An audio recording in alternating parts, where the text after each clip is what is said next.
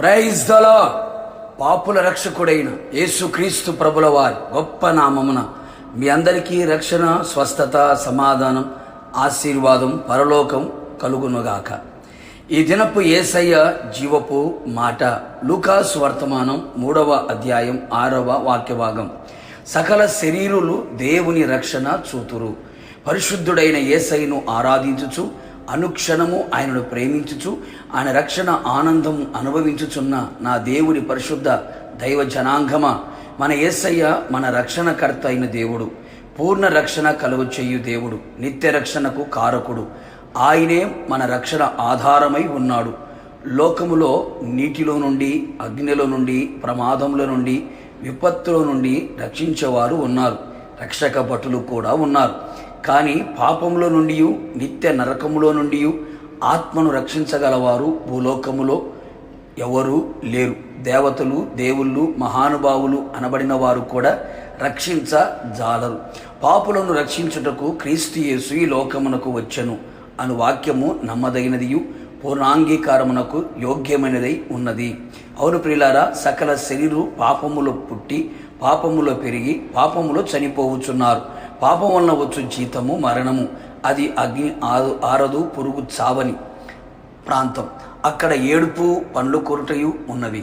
ఆదాము చేసిన ఆజ్ఞ అతిక్రమము పాపముగా మారి సకల శరీరములో ప్రవేశించి ఆ పాపమును తీసివేయుటకై, పాపపు శిక్షను కొట్టివేయుటకై, పాప ప్రక్షాళన కలుగు చేయుటకై యేసయ్య సకల శరీరుల కొరకు కలువరి శిలువలో తన ప్రాణమును పెట్టి మన కొరకు తన రక్తమును చిందించెను, మరణించెను, తిరిగి 3వ దినమున లేచెను.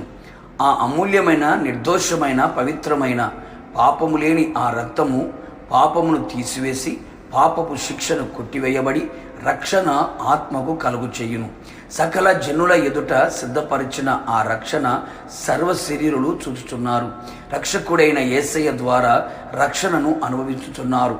మనము శత్రువుల చేతిలో నుండి విడిపింపబడి మన జీవిత కాలమంతయు నిర్భయులమై ఆయన సన్నిధిని పరిశుద్ధముగాను నీతిగాను ఆయనను సేవింపను అనుగ్రహించుటకును ఈ రక్షణ కలుగు చేసెను.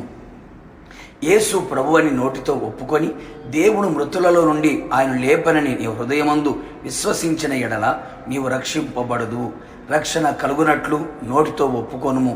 యేసయ్య యొద్దనే రక్షణ దొరుకును. కావున దేవుని ప్రియులారా, సరి అయిన రక్షణ మారు మనసు లేక ఉన్నావా?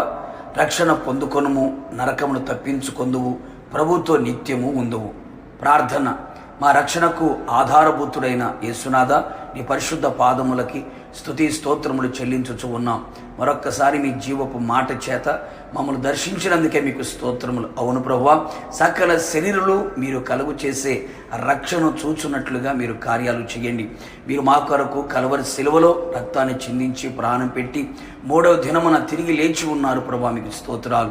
మీ రక్షణ ప్రతి ఒక్కరూ కన్నులతో చూచున్నట్లుగా, రక్షణ సంతోషాన్ని అనుభవించున్నట్లుగా, రక్షణ ఆనందముతో కేకలు వేగినట్లుగా ఉన్నతమైన కార్యాలు ప్రతి ఒక్కరి జీవితంలో చేయమని, ప్రతి మోకాలి ఎదుట వంగునట్లుగా, ప్రతి నాలుక మిమ్మల్ని స్తుతించున్నట్లుగా ఓకిమించిన ఘనకార్యములు చేసి ప్రతి ఒక్కరూ రక్షణ పొందుకోవడానికి కృప దయచేసి మహిమ పొందమని యేసు నామములో అడిగి పొందుకొని ఉన్నాము తండ్రి, ఆమేన్.